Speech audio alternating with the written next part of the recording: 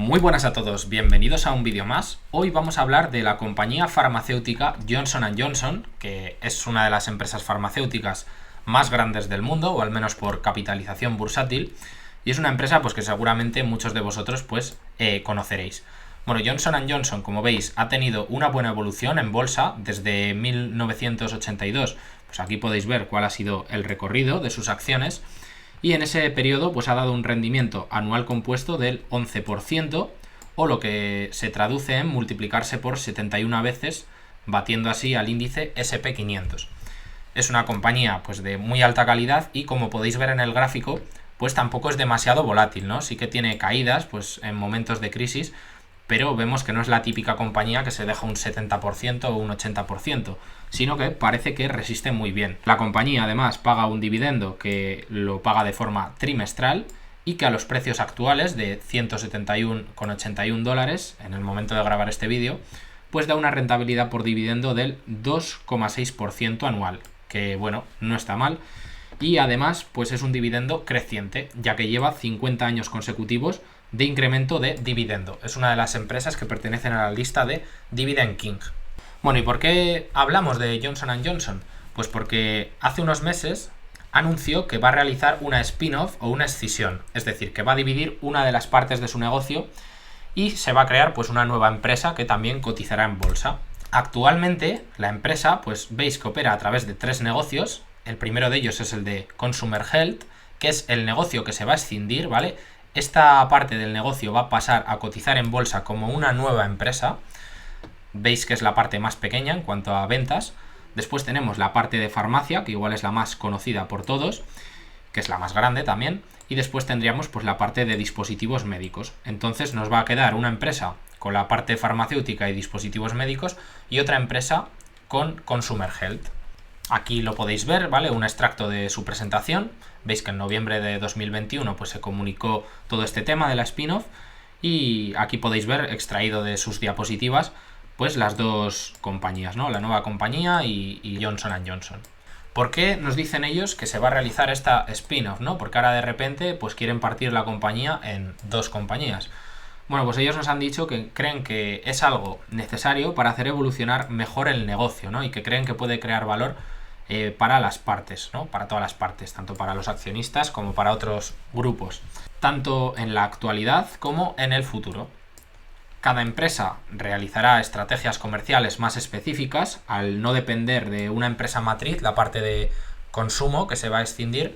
Pues ellos dicen que esto permitirá acelerar el crecimiento y tomar estrategias, pues eso, como os decía, más independientes. Bueno, os he recopilado también un par de datos de algunas spin-offs que ha habido a lo largo de la historia. Aquí tenemos, por ejemplo, AbbVie, que fue una spin-off de la farmacéutica Abbott Laboratories, que se realizó pues hace unos cuantos años ya, como veis, en el año 2012 a finales. Y aquí podéis ver la evolución que han tenido sus acciones desde que se escindió. Veis que empezó a cotizar a unos 33 dólares por acción y el precio pues se ha multiplicado por 4 aproximadamente y cotizan actualmente a 142 dólares, y todo esto pues a lo largo de 10 años. Así que el rendimiento ha sido bastante bueno. Ya veis que no está nada mal, ¿no? Multiplicar el precio de las acciones pues en más o menos 9 o 10 años por unas 4 veces.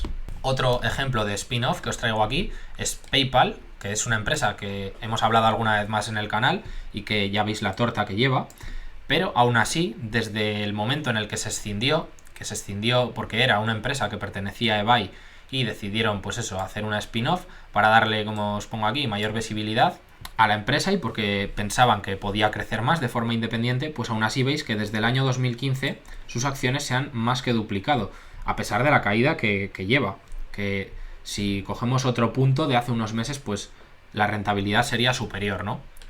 PayPal lleva una caída más o menos del 70% desde sus máximos históricos. Ahora mismo cotizan a 73 dólares las acciones, pero a principios de este año o un poquito antes las acciones cotizaban por encima de los 300 dólares. Pero aún así, pues veis que la rentabilidad no ha sido mala. No está mal doblar la inversión pues en unos 7 años, ¿no? No es un mal rendimiento. Bueno, en sus diapositivas que presentaron, pues nos hablan sobre la nueva Johnson & Johnson, la que va a ser más grande, que se va a quedar con 2 de las 3 partes del negocio, como os decía antes, pues aquí nos desglosa las ventas de cómo va a quedar, y el 65% de las ventas va a quedar en la parte farmacéutica y el otro 35% de las ventas de esta nueva empresa será la parte de dispositivos médicos, ¿no? Y aquí podéis ver pues cómo se dividen también estas dos partes, pues en partes más pequeñas, ¿no? Y sobre esta parte del negocio pues nos han dicho varias cositas. La primera de ellas es que planean mantener un balance sólido, como siempre ha tenido Johnson & Johnson, ¿vale? Es una empresa que sus números están muy bien y su balance es muy sano. Planean mantener dividendos competitivos, al menos nos dicen que al mismo nivel que el que han tenido hasta ahora. Realizarán probablemente adquisiciones para que puedan generar valor para los accionistas, y también consideran las recompras de acciones si pues lo ven apropiado en un momento determinado, ¿vale? No es algo que descarten, y que también pues puede ayudar, ya sabéis, a mejorar el beneficio por acción y a que se revaloricen más pues nuestras acciones, ¿no? Porque cada vez tendremos, si existen menos acciones en circulación, pues una parte más grande del pastel. Sobre la otra compañía a la que se va a escindir, pues aquí veis que nos dicen que va a ser una compañía con unas ventas de unos 15 billions aproximadamente, y que tienen un portafolio de marcas, como aquí podéis ver, muy potentes, ¿no? Entre ellas pues algunas marcas como Listerine, como Neutrogena, que seguro que muchos de vosotros conocéis, y que son marcas, como veremos después, pues número uno en muchas partes del mundo. Bueno, sobre la empresa de consumo, pues aquí podéis ver cómo se van a dividir sus ventas por diferentes categorías, ¿no? Que es aproximadamente un tercio en cada una de estas partes. Y después también pues nos dan datos de cómo va a estar dividido pues por zonas geográficas, ¿no? Vemos que el 45% de las ventas serán pertenecientes a Estados Unidos, el 20% a Europa, 23% a Asia, Pacífico y África, y el 12% restante pues a Western Hemisferio, ¿no? Aquí podéis ver pues algunas de sus marcas que son clave, ¿no? De las tres partes que va a tener la empresa. Como os decía antes, pues algunas que yo conozco, pues por ejemplo el Listerine, Neutrogena, Aveno, por ejemplo, o algunas otras. Y como nos ponen aquí, pues son marcas que no se acaban de crear y que son muy importantes y tienen una clara posición de liderazgo, ¿no? Veis que son número uno muchas de estas marcas, entonces pues eso le da una diferenciación de marca respecto a posibles competidores. Nos dan unas estimaciones de crecimiento, aquí las podéis ver detalladamente, veis que hay partes del negocio que van a crecer más y otras menos, pero bueno, creo que podemos esperar un crecimiento en esta empresa más o menos del 5 o 6% anual compuesto, ¿vale? Aproximadamente. Aquí veis que nos hablan de oportunidades de crecimiento, como puede ser, por ejemplo, aceleración del e-commerce para crecer más. Nos hablan también, por ejemplo, de expandirse a nuevas geografías e de incluso de realizar pues nuevas adquisiciones. Entonces, pues eso es lo que nos comentan sobre esta parte de la empresa. ¿Cuándo se realizará la escisión, ¿no? ¿Cuándo será esta spin-off? No han dado una fecha concreta, pero en noviembre nos dijeron que debería estar completa entre 18 y 24 meses. Y ya han pasado unos 7 meses desde que esto se anunció. Debería estar completa la spin-off y las dos empresas cotizando independientemente más o menos en un plazo de unos 11 a unos 17 meses. Es decir, más o menos entre un año y un año y medio, pues esto debería estar completado. También hay que tener en cuenta que tienen que aprobarlo la junta directiva y también tienen que dar el visto bueno pues los reguladores. Pero bueno, en principio se prevé que no va a haber ningún tipo de problema, ¿no? Con esto. Todavía no conocemos datos de la ecuación de canje, ¿vale? El número de acciones que van a recibir los accionistas de Johnson & Johnson de la nueva compañía. Pero bueno, si sale información más adelante, pues os la colgaré aquí abajo en la descripción del vídeo o en un comentario os lo dejaré fijado.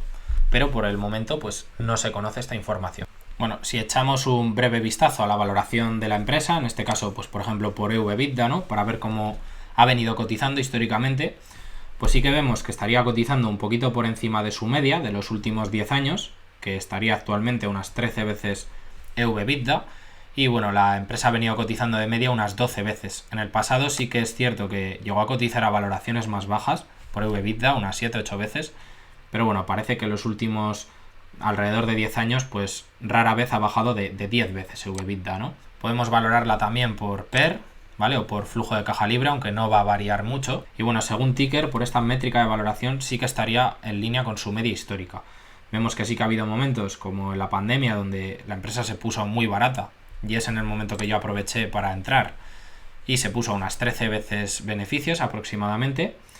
y actualmente está unas 16-17 veces, que viene siendo la media, que también coincide un poco con la media del mercado, y creo que es una valoración razonable para una buena empresa como es esta. Ya veis que las previsiones de crecimiento tampoco son increíbles, no es una empresa que vaya a crecer muchísimo, pero sí que creo que se puede generar un buen retorno, ¿no? Sobre todo, pues, si esta spin-off tiene un buen desempeño, pueden ir acompañando con recompras de acciones, mediante pago de dividendo también obtendremos un poquito de rentabilidad, y es un dividendo pues que también va a ir creciendo, ¿no? Si logramos comprarla a un buen precio, como pudo ser marzo de 2020, pues a lo mejor sí que podemos conseguir un retorno bastante interesante en una empresa que es muy poco volátil y que puede dar mucha estabilidad a la cartera.